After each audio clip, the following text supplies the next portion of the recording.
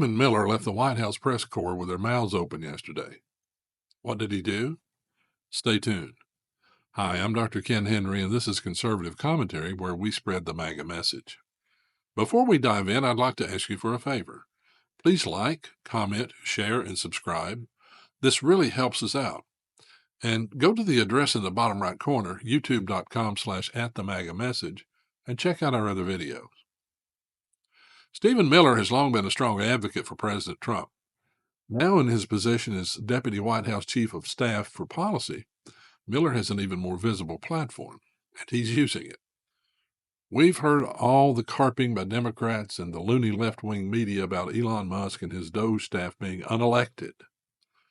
So Miller, while at the podium during a press briefing on Thursday, schooled the press when asked about the unelected Musk and his staff. Miller laid it out in what he called a civics lesson, saying exactly what I've been arguing till blue in the face. None of the bureaucrats in the deep state were elected. These bureaucrats, he argued, are the true threat to our representative republic. They burrow deep into the government, answer to no one, and ignore policies as they choose, and even create policies without direction from the executive. Miller also scolded the press corps for covering up Joe Biden's cognitive decline and inability to conduct the duties of the office, but now harping on Musk for being unelected. This was classic Stephen Miller, and I, for one, am truly amused. Take a look at the following clip, and please share your thoughts in the comments. And I have a question for Stephen Miller about Doge.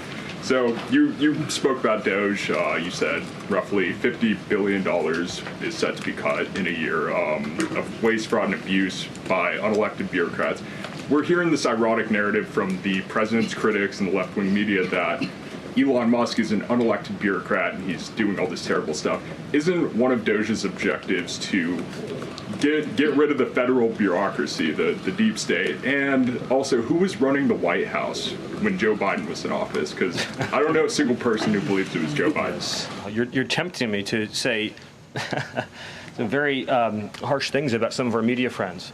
Yes, it is true that many of the people in this room for 4 years failed to cover the fact that Joe Biden was mentally incompetent and was not running the country. It is also true that many people in this room who have used this talking point that Elon is not elected fail to understand how government works. So I'm glad for the opportunity for a brief civics lesson. A president is elected by the whole American people. He's the only official in the entire government that is elected by the entire nation, right?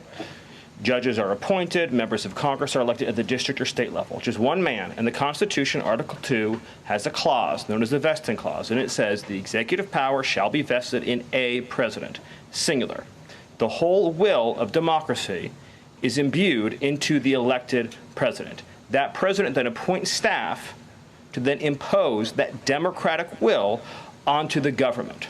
The threat to democracy, indeed the existential threat to democracy, is the unelected bureaucracy of lifetime tenured civil servants who believe they answer to no one, who believe they can do whatever they want without consequence, who believe they can set their own agenda no matter what Americans vote for. So Americans vote for radical FBI reform, and FBI agents say they don't want to change. Or Americans vote for radical reform on our energy policies, but EPA bureaucrats say they don't want to change. Or Americans vote to end DEI, racist DEI policies, and lawyers of the Department of Justice say they don't want to change.